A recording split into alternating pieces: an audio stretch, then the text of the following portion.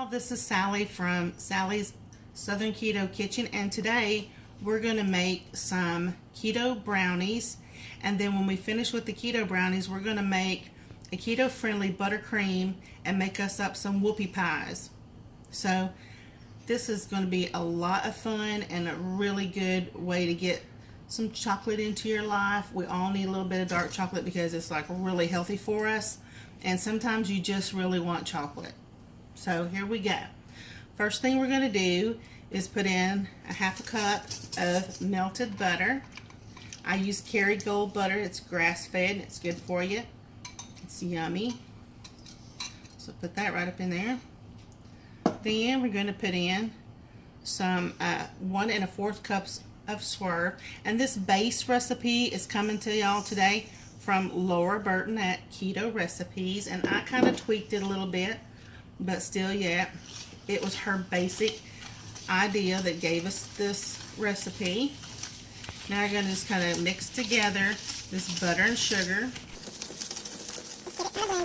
When we get done with that, we're going to put in 2 eggs. And this is one, these are yard eggs from my neighbor. So it's not, we just save these cartons and recycle them. And these are not the same size. So I think instead of just 2, I might use 3 because a couple of these little babies are kind of tiny.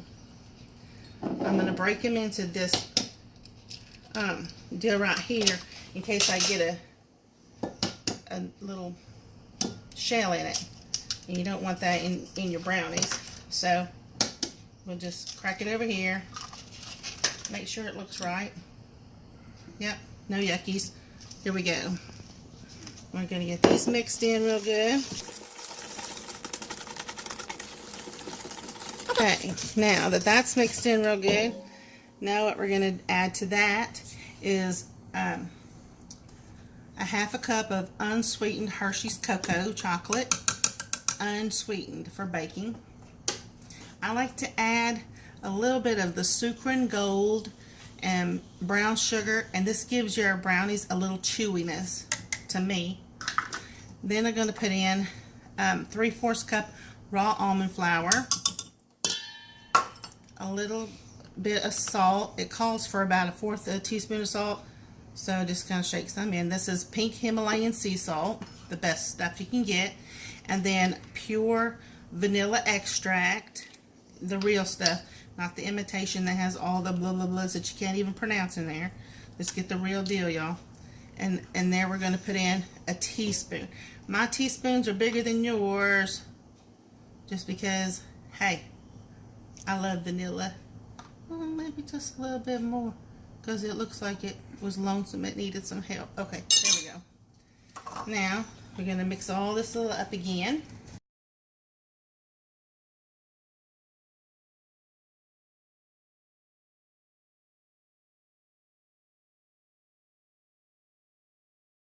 Needs a little more liquid, so here goes a little more vanilla. Let's just see how it comes out. Okay, that's some. Probably about another teaspoonful. It ain't gonna hurt you. It's vanilla. And then maybe just another 1 egg. And you know why? Because I said my eggs are teeny. And I'm breaking my own rule, but I'll watch it and be careful. Yeah, it just needed a little more liquid, y'all. So this is how you adjust a recipe. You just have to do what you just gotta do.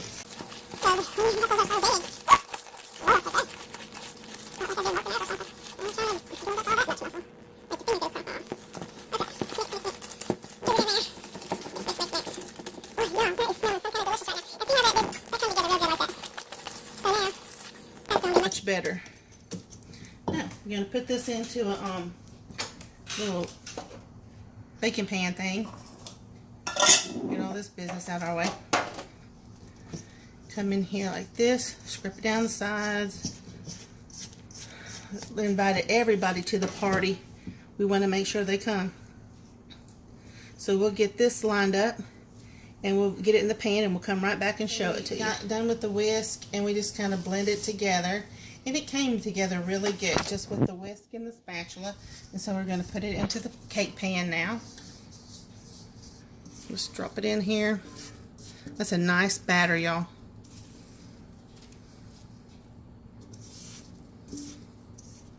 These are going to be some really good, dense, chewy brownies.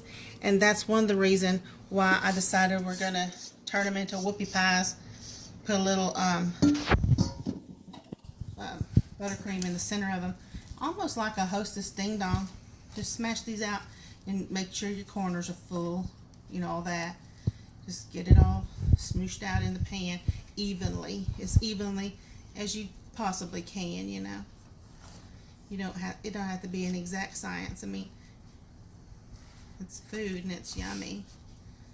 And sometimes even things that look like really ugly taste really good. I'm going to get all of it I can off of here. Sometimes I do this because I just don't want any of this goodness to go to waste. And sometimes I do it because I don't want it laying on my counter messing it up. And today, it's a combination of both. Because you never want to mess up chocolate. Okay, now this is going to go into a 350 degrees oven for 25 minutes. Then we're going to take it out of there. I'm just knocking that down so it don't burn. I'll put it on the side like that. Okay, 25 minutes. We're going to take it out, let it cool, and then we're going to cut it and fill it with our buttercream. Thanks, y'all. See you in a minute.